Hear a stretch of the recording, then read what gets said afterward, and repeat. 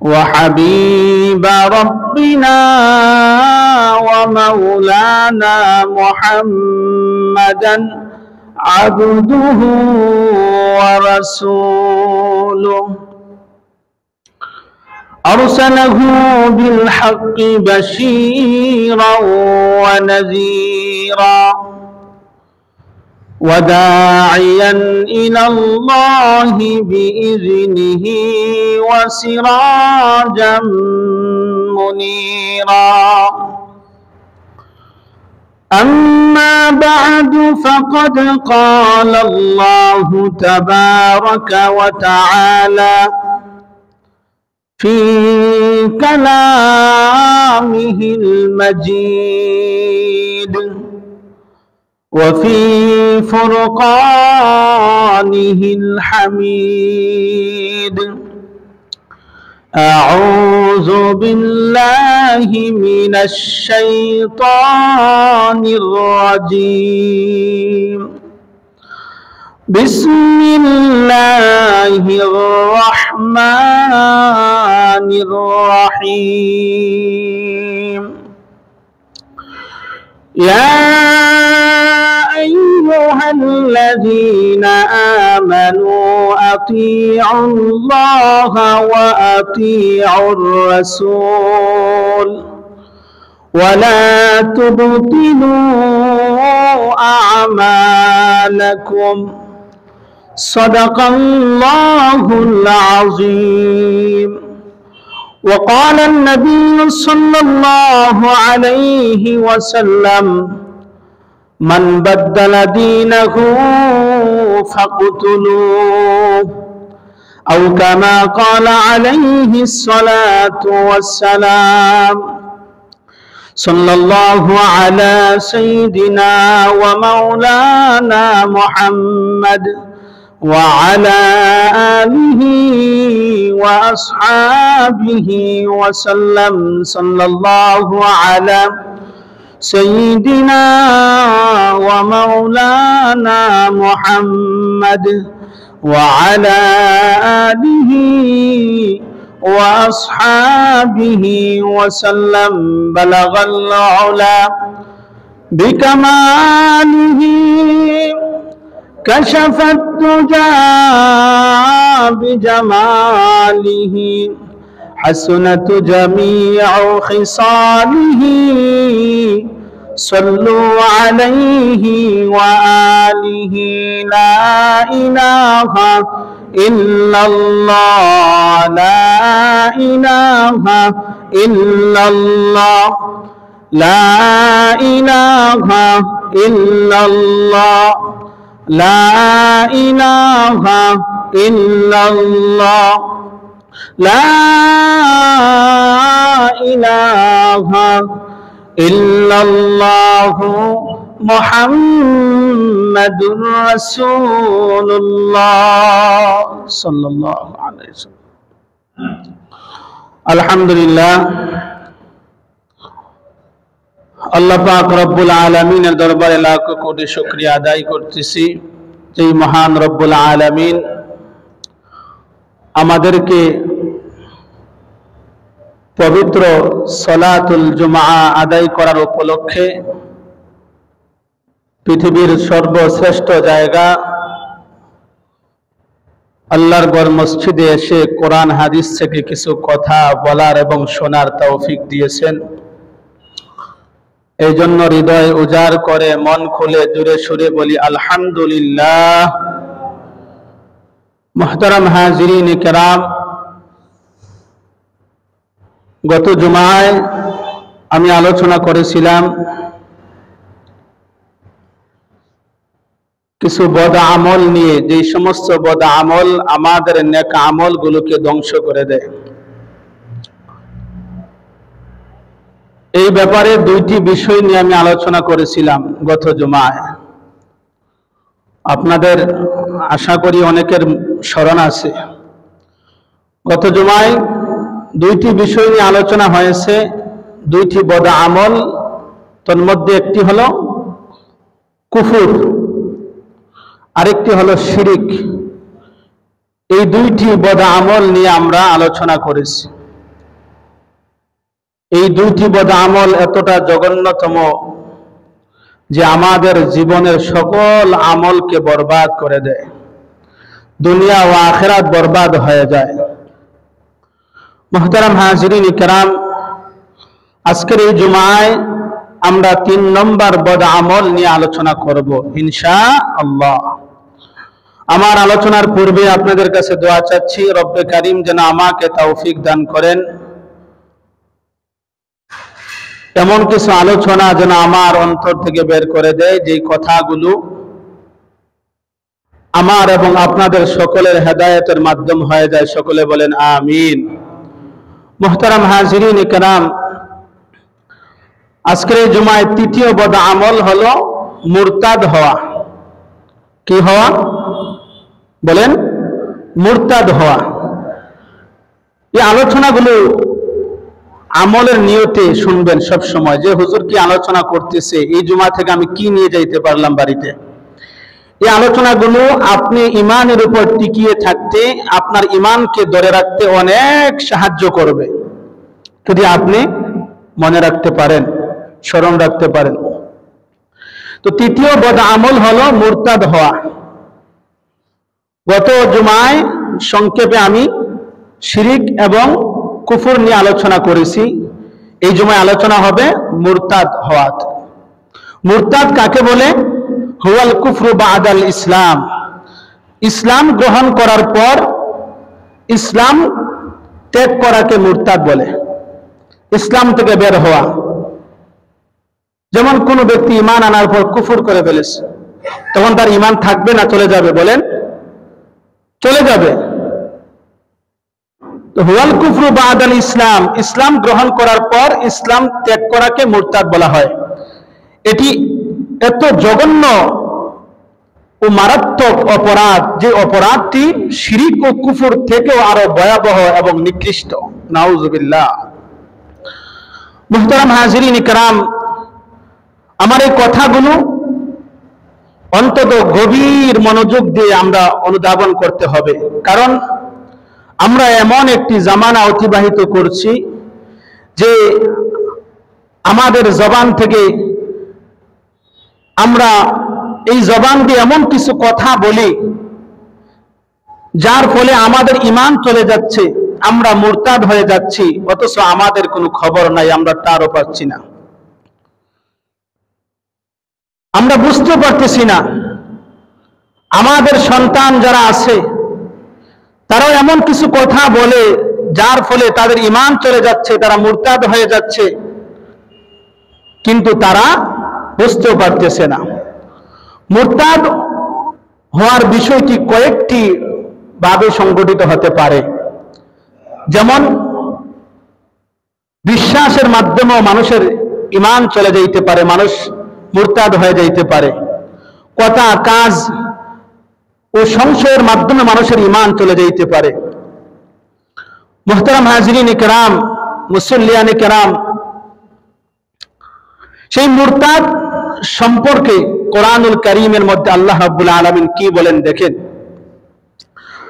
সূরাতুল বাকারার 217 নং আয়াতে কারিমার মধ্যে আল্লাহ তাআলা বলেন, وَمَن يَرْتَدِدْ مِنكُمْ عَنْ دِينِهِ فَيَمُتْ وَهُوَ كَافِرٌ فَأُولَئِكَ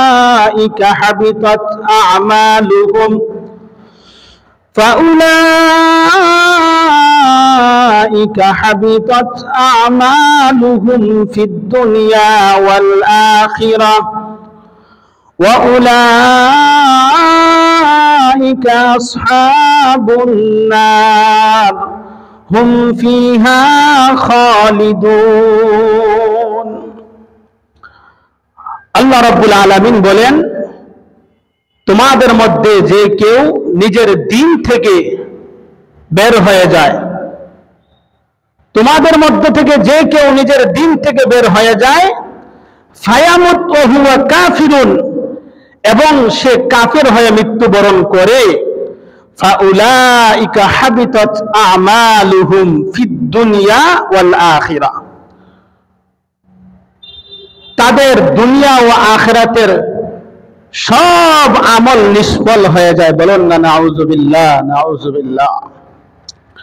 ওয়া উলাইকা আসহাবুন নার, আল্লাহ রাব্বুল আলামিন বলেন তারাই হলো জাহান্নামের অধিবাসী। হুম ফিহা খালিদুন, সেখানে তারা চিরস্থায়ী হবে। নাউযুবিল্লাহ, নাউযুবিল্লাহ। কতটা ভয়াবহ ভাই দেখেন, দুনিয়া ও আখিরাতের সব আমল বরবাদ হয়ে যাবে, তার ঠিকানা কোথায়? জাহান্নামে। আর ওইখানে কিছুকাল সে শাস্তি ভোগ করবে না, চিরস্থায়ী ভাবে সেখানে সে থাকবে। আমার প্রিয় ভাইরা, কথা, কাজ, বিশ্বাস ও সন্দেহ পোষণের মাধ্যমে কখনো ঈমান চলে যেতে পারে, মুরতাদ হয়ে যেতে পারে মানুষ।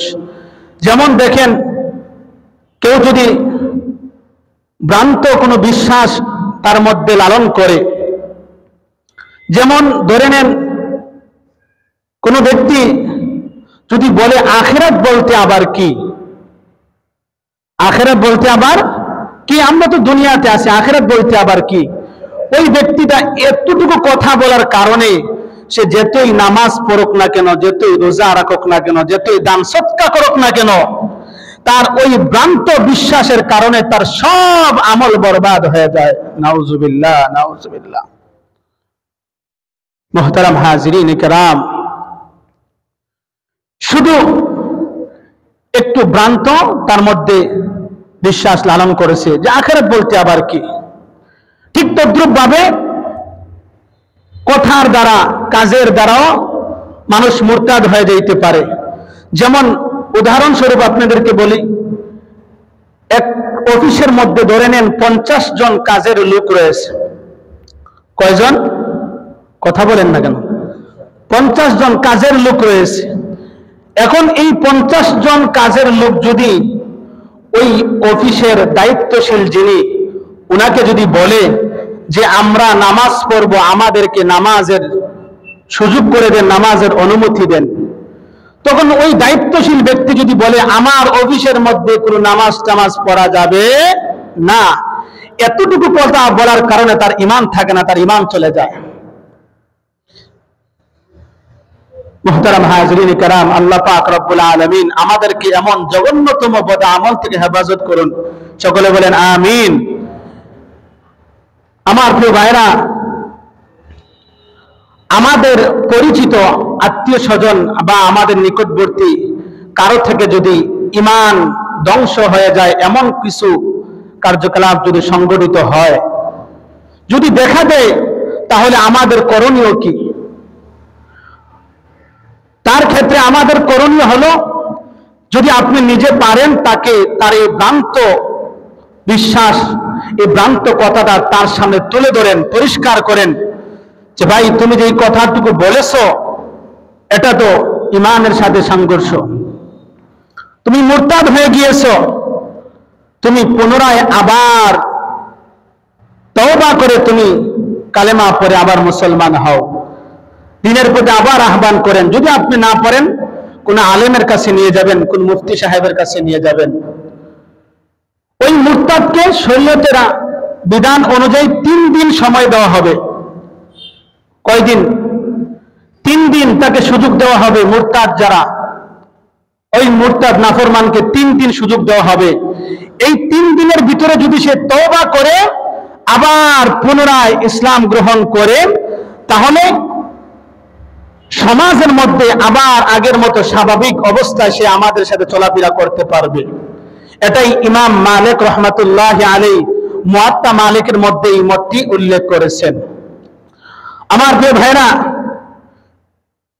যদি মুরতাদ ব্যক্তি সে যদি তওবা করে যদি আবার ইসলাম গ্রহণ না করে, তাহলে শরীয়তের আইন অনুযায়ী তার কি শাস্তি হতে পারে? তার শাস্তি আছে না? শরীয়তের বিধান অনুযায়ী তার কি শাস্তি হবে? মুরতাদ ব্যক্তি যদি তওবা করে সে দিনের মধ্যে যদি ফিরে না আসে, তাহলে আমাদের করণীয় হলো তার সম্বন্ধে, তার সম্পর্কে রাষ্ট্রপ্রধান যিনি, রাষ্ট্রনায়ক যিনি, ওনাকে অবগত করা। রাষ্ট্রের প্রধান যিনি হবেন ওনাদের দায়িত্ব হলো, প্রথম করণীয় হলো, তাদের করণীয় কি সেই সম্পর্কে সহিহ বুখারী শরীফের মধ্যে সর্বশ্রেষ্ঠ মুফাসসির হযরত আব্দুল্লাহ ইবনে আব্বাস রাদিয়াল্লাহু আনহু থেকে হাদিস বর্ণিত রয়েছে। হযরত আব্দুল্লাহ ইবনে আব্বাস রাদিয়াল্লাহু আনহু থেকে বর্ণিত হাদিস, রাসূল আকরাম সাল্লাল্লাহু আলাইহি ওয়াসাল্লাম ইরশাদ করেন, মান বাদদালা দীনাহু ফাকতুলু, যে ইসলাম গ্রহণ করার পর ইসলাম থেকে খারিজ হয়ে যায়, বের হয়ে যায়, ইসলাম নিয়ে তুচ্ছ তাচ্ছিল্য করে, খারাপ মন্তব্য করে, তখন ওই রাষ্ট্রপ্রধানের দায়িত্ব হলো মান বাদদালা দীনাহু ফাকতুলু, তার মৃত্যুদণ্ড কার্যকর করা। নাউজুবিল্লাহ পড়বেন না। মুরতাদদের শাস্তি কি ভাই?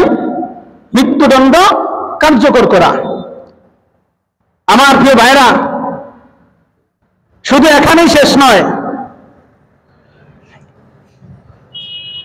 তার ইন্তেকালের পর একজন মুসলমান মারা যাওয়ার পর জীবিত যারা আছে, জীবিতদের উপর, ওই মৃত মুসলমানের জন্য জীবিতদের উপর 3টা অধিকার রয়েছে। কয়টি অধিকার? কথা বলেন না, কয়টি অধিকার? 3টা অধিকার রয়েছে। প্রথম অধিকার হলো এই মৃত ব্যক্তিকে সুন্দরভাবে গোসল দিয়ে তাকে কাফন পরানো। 2 নম্বর অধিকার হলো তার জানাজা করে তাকে দাফন করা। যদি বিনা জানাজায় যদি কোনো মুসলমানকে দাফন করা হয়, তাহলে এলাকার সকল গুনাহগার হয়ে যাবেন, সব মুসলমান গুনাহগার হয়ে যাবেন ফরজে কিফায়া লঙ্ঘন করার কারণে। 3 নম্বর অধিকার হলো তাকে মুসলমানদের কবরস্থানের মধ্যে দাফন করা।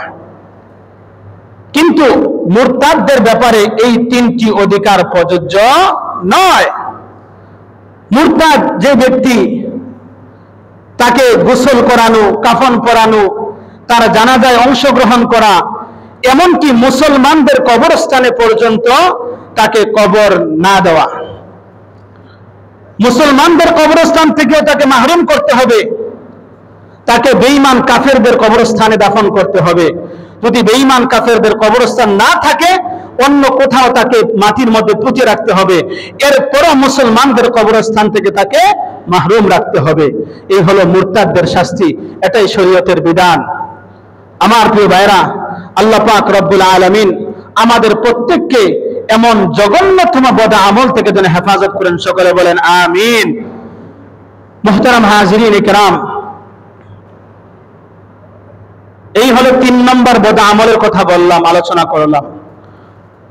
প্রথম বদ আমল কুফর করা, দ্বিতীয় বদ আমল শিরিক, 3 নম্বর কথা বলে না, 3 নম্বর কি বললাম? মুরতাদ হওয়া। এগুলো মানুষের দুনিয়া ও আখিরাতের সব আমল বরবাদ করে দেয়, তাকে চিরস্থায়ী জাহান্নামী বানিয়ে দেয় যারা মুরতাদ হয়ে যায়। মুহতারাম হাজিরিন ইকরাম, আসুন 4 নম্বর বদ আমলের কথা আলোচনা করি আমরা। 4 নম্বর বদ আমল হলো কোরআনের কোন বিধানের প্রতি, কোন বিধানকে অপছন্দ করা, কোরআনের কোন বিধানকে অপছন্দ করা, এটাও নেক আমল নষ্ট করে দেয়, এই বদ আমল। একজন মুমিন হিসাবে কোরআনুল কারীমের শুরু থেকে নিয়ে শেষ পর্যন্ত প্রতিটি সূরা, প্রতিটি আয়াত, প্রতিটি অক্ষর, এমনকি প্রতিটি হরফের প্রতি সম্মান প্রদর্শন করা উচিত। কারণ এই কোরআন এমন একটি কিতাব, জালিকাল কিতাব লা রাইবা ফি, এটি এমন একটি কিতাব যার মধ্যে কোনো সন্দেহ নেই। তো আমাদেরকে মনে প্রাণে এই কোরআনের প্রতিটা বিধানকে আমরা বিশ্বাস করতে হবে। কথা বলেন ঠিক কিনা? আমার প্রিয় ভাইরা, কেউ যদি জেনে শুনে কোরআনুল কারীমের কোনো একটি বিধানকে অস্বীকার করে, বা কোনো একটি শব্দকে অস্বীকার করে, অথবা কোনো একটি অক্ষর নিজে থেকে যুক্ত করে দেয়, সর্বসম্মতিক্রমে ওই ব্যক্তি আর মুসলমান থাকে না, সে বেঈমান হয়ে যায়, কাফের হয়ে যায়। নাউজুবিল্লাহ, নাউজুবিল্লাহ। আমার প্রিয় ভাইরা, কোরআনুল কারীমের মধ্যে জিহাদ শব্দ আছে কিনা কথা বলেন? কথা বলে না, জিহাদ শব্দ আছে কিনা? এখন যদি কোনো কুলাঙ্গার যদি বলে যে জিহাদ মানে সন্ত্রাস, তাহলে তার ঈমান থাকবে? কথা বলেন, তার ঈমান থাকবে? এটা কার বিধান? কথা বলেন, আল্লাহ তাআলার বিধান। আল্লাহ তাআলার কোন বিধানকে কেউ সন্দেহ পোষণ করলেও তার ঈমান থাকে না। আমার প্রিয় ভাইরা, এজন্য প্রতিটি হরফের প্রতিও আমরা সম্মান প্রদর্শন করতে হবে। নিজে থেকে কোনো শব্দ অ্যাড করা যাবে না। কেউ যদি জেনে শুনে করে তাহলে সর্বসম্মতিক্রমে তার ঈমান থাকে না। মুহতারাম হাজিরিন কিরাম, আল্লাহ তাআলা যা নাজিল করেছেন কেউ যদি এটাকে অপছন্দ করে তার ঈমান থাকে না, বা তার সব আমল নষ্ট হয়ে যায়। দলিল আছে না ভাই? 26 নম্বর পারা সূরাতুল মুহাম্মদ, এই সূরার 9 নম্বর আয়াতে কারিমার মধ্যে আল্লাহ তাআলা বলেন, যালিকা বিআন্নাহুম কারিহু মা আনজালাল্লাহু ফাআহবাতা আ'মালাহুম। রব্বুল আলামিন বলেন, এটা এজন্য যে যালিকা বিআন্নাহুম কারিহু মা আনজালাল্লাহ, আল্লাহ তাআলা যা নাজিল করেছে তারা তা অপছন্দ করেছেন, কাজেই তিনি ফাহবাতা আমালাহুম, কাজেই তিনি তাদের আমল সমূহ নষ্ট করে দিয়েছেন, বরবাদ করে দিয়েছেন। যালিকা বিআন্নাহুম কারিহু মা আনজালাল্লাহু ফাহবাতা আমালাহুম, ফাহবাতা আমালাহুম, কাজেই আল্লাহ রাব্বুল আলামিন তাদের আমল সমূহ নিঃশেষ করে দিয়েছেন।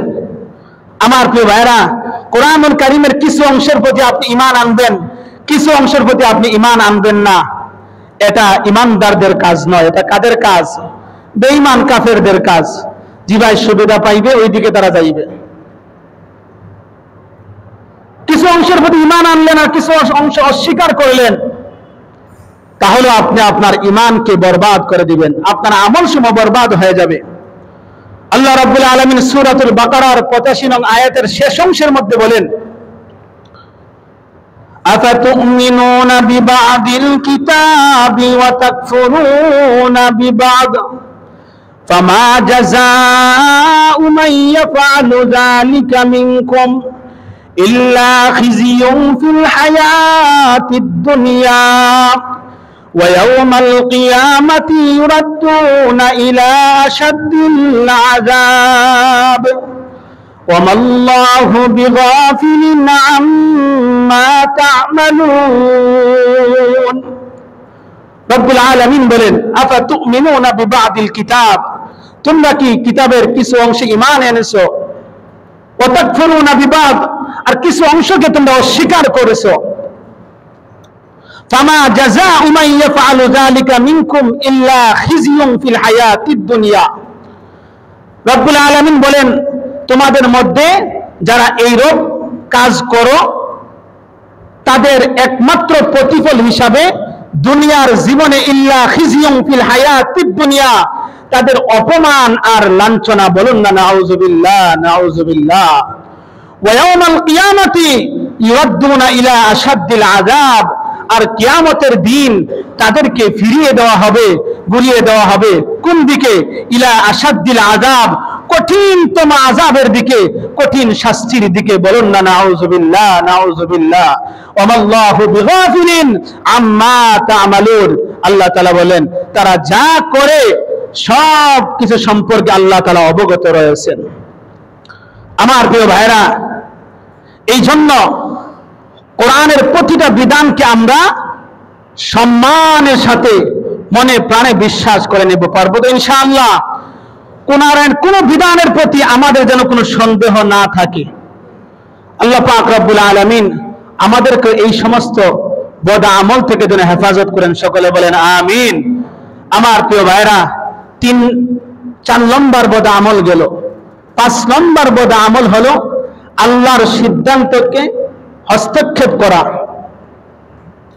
আল্লাহর সিদ্ধান্তের প্রতি হস্তক্ষেপ করা। যেমন আল্লাহ তাআলা কাকে জান্নাত দিবেন, কাকে জাহান্নাম দিবেন, এই ক্ষমতা কার ভাই? জোরে বলেন। না কোন মানুষের ক্ষমতা আছে? কিন্তু আমরা সমাজের মধ্যে অনেক সময় বলে ফেলি, যে তার চেহারা দেখে বলে ফেলি অমুক লোকটা জাহান্নামী অথবা সে জান্নাতি হবে, বলি না ভাই আমরা? এটাও কিন্তু আল্লাহর সিদ্ধান্তে হস্তক্ষেপ করার শামিল হয়ে যায়।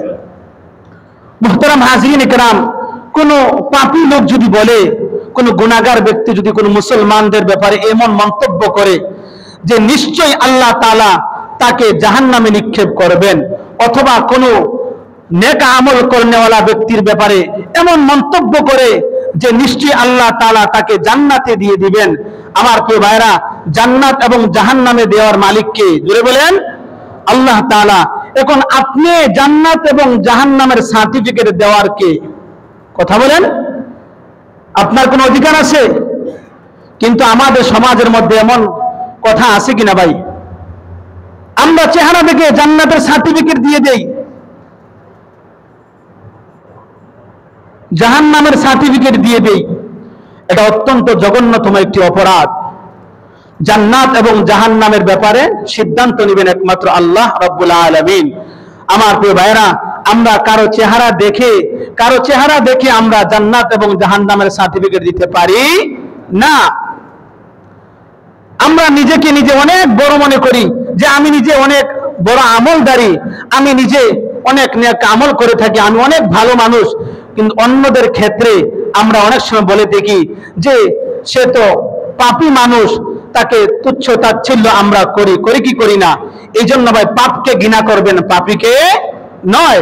আপনি পাপকে ঘৃণা করবেন, ওই পাপী লোককে আল্লাহ তাআলা হয়তো আল্লাহর রহমতের ওসিলা তাকে ক্ষমা করেও দিতে পারেন। হ্যাঁ, পাপী লোকদের ব্যাপারে, যারা পাপ করে তাদের ব্যাপারে আমরা এই ধারণা পোষণ করতে পারি আল্লাহ হয়তো তাকে ক্ষমা করতে পারেন, আবার নাও করতে পারেন। আবার যারা নেক আমল করে তাদের ব্যাপারে আমরা এই ধারণা পোষণ করতে পারি আল্লাহ তাআলা হয়তো তাকে জান্নাত দিতে পারেন, আবার নাও দিতে পারেন। এটা আল্লাহ তাআলার সিদ্ধান্ত। আমার প্রিয় ভাইরা, এই জন্য এমন নিন্দনীয় যারা ধারণা অন্তরের মধ্যে পোষণ করেন যে আপনি জান্নাত জাহান্নামের সার্টিফিকেট দিতে পারেন, এই অধিকার আপনি রাখেন, তাহলে কোরআন হাদিস থেকে বোঝা যায় যারা এই ধারণা লালন করে তাদের হাজার বছরের আমল নষ্ট হয়ে যায়। বলুন না নাউজুবিল্লাহ, নাউজুবিল্লাহ। আমার প্রিয় ভাইরা, আমরা নেককার লোকদের ব্যাপারে আমরা ভালো ধারণা করব। যারা নেক আমল করনেওয়ালা তাদের প্রতি আমরা ভালো ধারণা করব, তাদের প্রতি আমরা বদ ধারণা করব না। গুনাহগারদের ব্যাপারে আমরাও এই ধারণা পোষণ করব আল্লাহ হয়তো তাকে মাফ করতে পারেন, আবার নাও করতে পারেন। এটা আল্লাহ তাআলার সিদ্ধান্ত। এই জন্য আমার প্রিয় ভাইরা,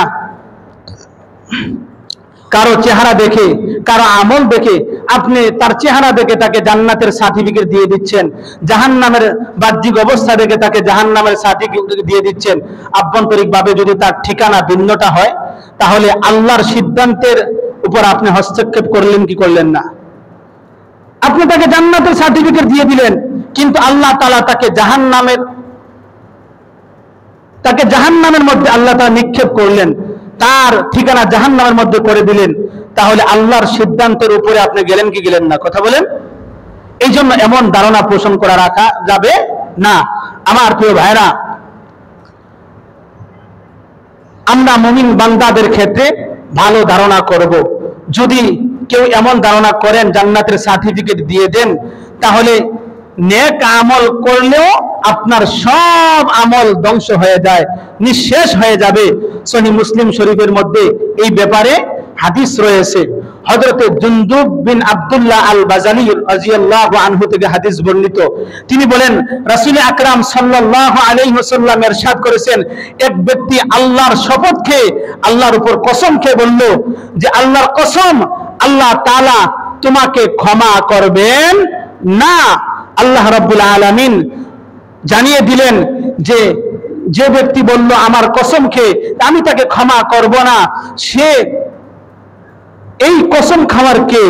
তাকে মাফ করব কি করব না এই অধিকার তাকে কে দিল? আল্লাহ রাব্বুল হাদিসের মধ্যে এসেছে, আল্লাহ রাব্বুল আলামিন বলেন, আমি ওই ব্যক্তিকে ক্ষমা করে দিলাম, আর যে ব্যক্তি আমার উপর কসম খেয়ে বলল যে আমি ক্ষমা করব না, আমি তাকে তার সব আমল নষ্ট করে দিলাম। বলুন না নাউজুবিল্লাহ, নাউজুবিল্লাহ। আমার প্রিয় ভাইরা, আবু দাউদ শরীফের মধ্যে একটি ঘটনা রয়েছে, মুসনাদ আহমদের মধ্যে এই ঘটনাটি এসেছে।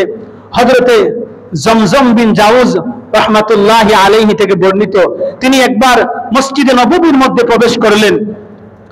মসজিদে নববীর মধ্যে প্রবেশ করার পর একজন শায়েখ, একজন বৃদ্ধ লোক তাকে ডাক দিলেন, আর এদিকে আসো। আসার জন্য ওই জমজম বিন জাউজ রাহমাতুল্লাহি আলাইহি উনি যখন ওনার কাছে গেলেন, তখন ওই বৃদ্ধ লোকটা ওনাকে উপদেশ দিতে লাগলেন যে, হে যুবক, তুমি কখনো আল্লাহর উপর কসম খেয়ে এমন কোনো কথা বলবে না যে আল্লাহর কসম, আল্লাহ তোমাকে কখনো ক্ষমা করবেন না, তোমাকে জান্নাতে প্রবেশ করাবেন না। হযরতে জমজম বিন জাউজ রাহমাতুল্লাহি আলাইহি এই কথা শোনার পর তিনি, উনাকে তো চিনে না, উনার পরিচয় জানার জন্য উনার কাছে বিনোদন করলেন যে, হযরত, আপনার উপর আল্লাহ রহম করুন, আপনার পরিচয়টা যদি একটু ব্যক্ত করতেন, পরিচয়টা যদি একটু দিতেন। তখন তিনি বললেন, আমি হলাম বিশ্ব নবীর সাহাবী হযরতে আবু হুরায়রা রাদিয়াল্লাহু আনহু।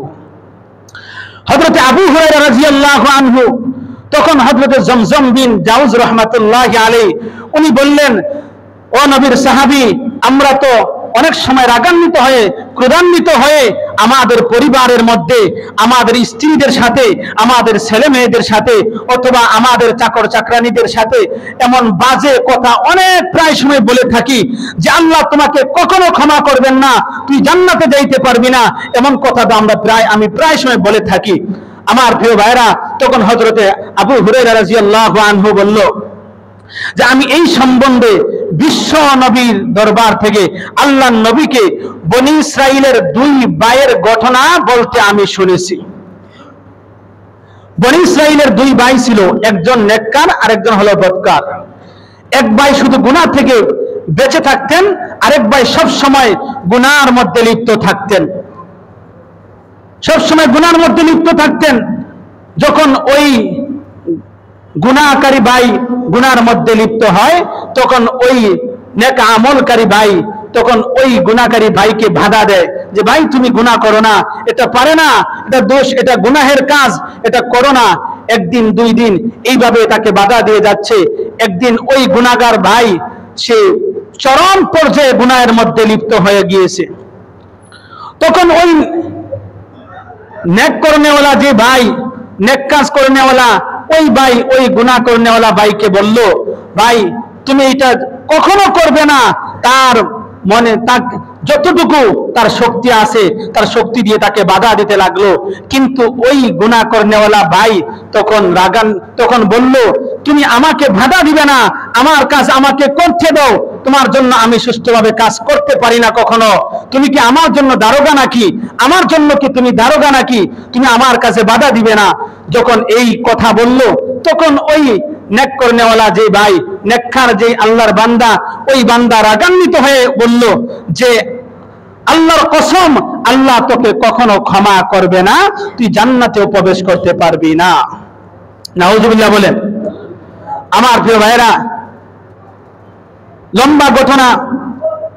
এই দুই ভাই যখন ইন্তেকাল হয়, এই দুই ভাইয়ের যখন ইন্তেকাল হয়, ইন্তেকালের পর বনী ইসরাইলের দুই ভাই যখন আল্লাহর আদালতের মধ্যে তাদেরকে দাঁড় করানো হয়, তখন সর্বপ্রথম আল্লাহ রাব্বুল আলামিন ওই গুনাহ করনেওয়ালা ওই বান্দাকে ডাক দিয়ে বলল, তুমি আমার রহমতের ওসিলায় তুমি জান্নাতে প্রবেশ করে নাও। সুবহানাল্লাহ, সুবহানাল্লাহ।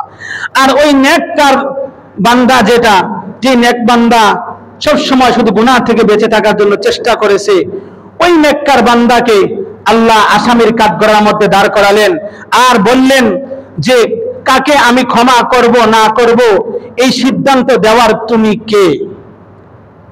এই সিদ্ধান্ত দেওয়ার মালিক একমাত্র আমি। কাকে ক্ষমা করব কাকে করব না এই ব্যাপারে সিদ্ধান্ত দেওয়ার এর অধিকার তুমি তো রাখো না। তুমি এই সিদ্ধান্ত দেওয়ার কে? তখন আল্লাহ রাব্বুল আলামিন তাকে ওই আসামির কাঠগড়ায় দাঁড় করালেন এবং তাকে ফেরেশতাদেরকে বললেন যে তাকে জাহান্নামের মধ্যে নিয়ে যাও। বলুন না নাউযুবিল্লাহ। আমার প্রিয় ভাইরা, হাদিসের মধ্যে এই ঘটনা এসেছে। হযরত আবু হুরায়রা রাদিয়াল্লাহু আনহু তখন কসম খেয়ে বলল, আল্লাহর কসম, ওই নেককার বান্দা তার সারা জীবনের আমল শুধু এক কথার কারণে সব আমল বরবাদ হয়ে গিয়েছে। মুহতারাম হাজিরিন কিরাম, এই জন্য ভাই আমরা কারো চেহারা দেখে কাউকে আমরা জান্নাতের সার্টিফিকেট দিব না, কাউকে আমরা জাহান্নামের সার্টিফিকেটও দিব না। নেককার লোকদের ব্যাপারে আমরা নেক ধারণা রাখবো, আর বদকার লোকদের ব্যাপারে আমরা বদ ধারণা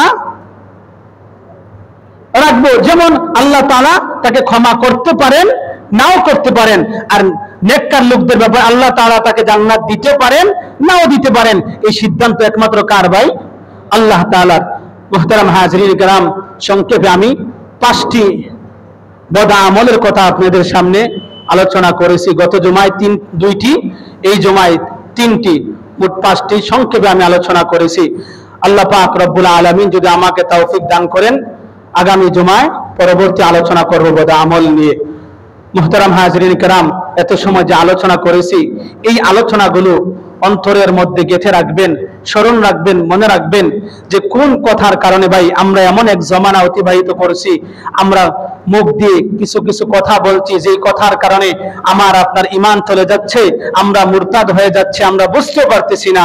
আমার আত্মীয় স্বজন, আমার ছেলে মেয়ে, বিবি বাচ্চা, তারাও এমন এমন কথা বলতেছে, তাদের ঈমান চলে যাচ্ছে, তারা মুরতাদ হয়ে যাচ্ছে, তারা বুঝতেও পারতেছে না। এই জন্য খুবই সাবধান ভাই। আমরা এই সমস্ত বদ আমলগুলো থেকে প্রত্যেকে আমরা বেঁচে থাকবো তো ইনশাআল্লাহ। আল্লাহ পাক রব্বুল আলামিন আমাদের প্রত্যেককে এই সমস্ত বদ আমল থেকে যেন হেফাজত করেন। সকলে বলেন আমিন সুম্মা আমিন। ওয়া আখিরু দাওয়ানা আনিল হামদুলিল্লাহি রাব্বিল আলামিন।